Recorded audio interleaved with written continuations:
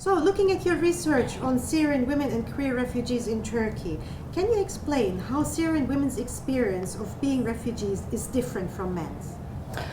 Well, we live in patriarchal societies where the structure is male dominated and men are given much more power than women. So it's very hard to generalize and say, well, all women have the same experiences because there are intersecting aspects. So we have other identities which interfere with gender, like class, ethnicity, age, marital status. So we cannot really have a general idea of women having a set of experiences and women having other sets of experiences. Yeah. To add to what Nof said, it's basically our approach to it is an intersectional approach that takes into account all of these different variables and factors.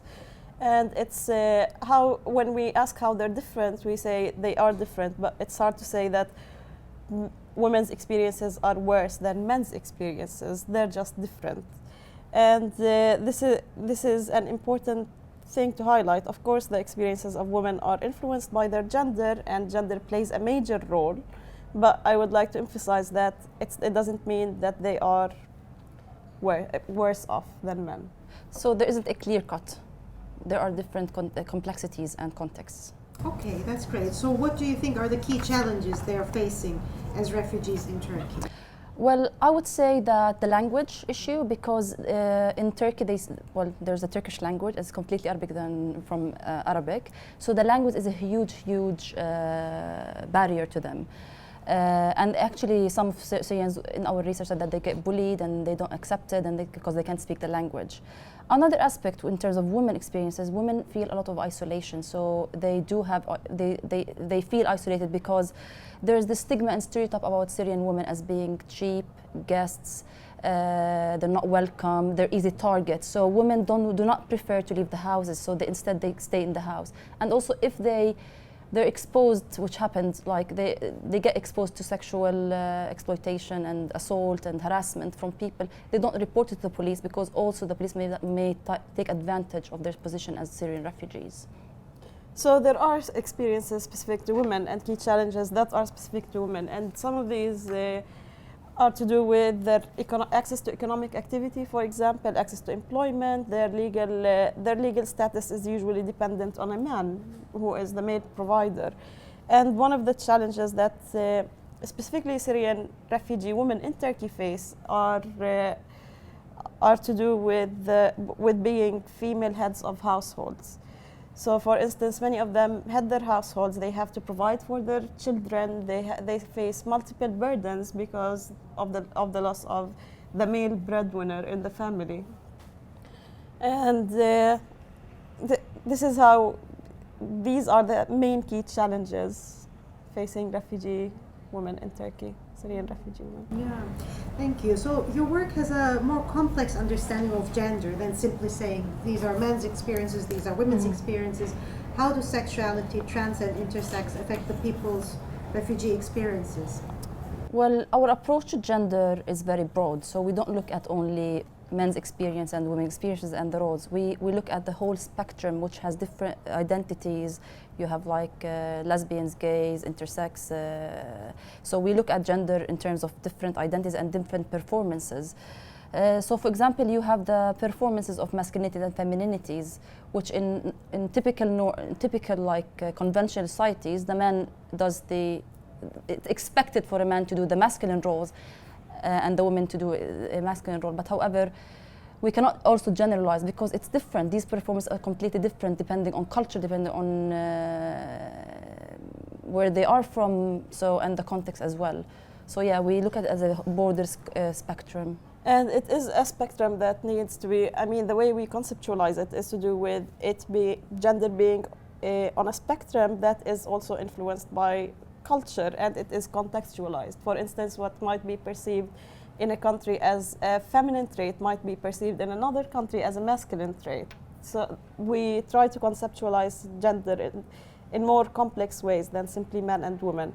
And we also focus on the experiences of LGBTQ people and refugees because they do go through different processes refugee processes. For instance, they have to register in Turkey, they have to register with the UNHCR. After they register with the UNHCR, they're sent to satellite cities, which are oftentimes placed in conservative areas within Turkey. And they feel isolated. The sense of isolation is huge. They also, because of their legal status, they don't have access to regular employment, so they end up doing sex work for survival, especially gay men. And this is for gay men. For lesbians, it's a different story because they face different types of oppression. The oppression of their family, being a woman who has to stay with her family and not become independent. Gay men mostly move to Istanbul to work, while women stay in the south of Turkey. And yeah. So, how does the legal situation in Turkey affect women refugees? Do you want to? Yeah. Yes, the legal situation affects women refugees, in particular when it comes to marriage, because we have, in Turkey, polygamy is not allowed. Men are only allowed to get married to one wife. And what's happening is so many Turkish men are taking on Syrian wives as second wives. Those women do not have any legal rights because their marriages are registered unofficially. They're not officially registered with any governmental body. And because of that, they don't have basically the rights any woman can get by the law, and they don't have custody rights. Also, there's an issue which we came up through our research is the gender-based violence. A lot of because of what happened to refugees. So of course the dynamics of gender has changed dramatically. So the men has lost their jobs. They stay at home all the time. The women go seek jobs sometimes outside because they're less of a threat. And these gender dynamics has changed. Put women in inferior positions in terms of like they were much more exposed to gender-based violence. And of course, because they're not protected by the state of Turkey, when they cannot report these cases. So, for example, is that in the workplace that you're talking about, or? Yes, for example, a lot of women were exploited. So, for example, a lot of women were, if they want to, like, let's say, they're working in an office, so they will be exploited by the employer, saying if you don't have, like, if she refuses to have sex with him, he will or she will, they will fire them, and then she cannot report this harassment because of the legality in the country. But also they cannot report cases of domestic violence, which is done by their husbands, brothers, etc. Yeah, thank you. So what do you think are the differences between the situation of Syrian refugees in Turkey and in Europe, especially with regard to gender? Well, it's important to note that there are challenges in Europe and also challenges in Turkey. They are different in nature, but they exist everywhere for refugees. And perhaps women might have, for instance, more access to justice or rule of law, or be able to report sexual harassment in the UK. They don't have that per se in Turkey. On the other hand, here there is the legal protection for women, but this doesn't necessarily apply in reality, because you find that refugee women, even in the UK, still feel isolated despite having that access. They have language challenges, and they have challenges of Islamophobia and harassment on the streets these days, especially to women who are wearing the hijab in Europe.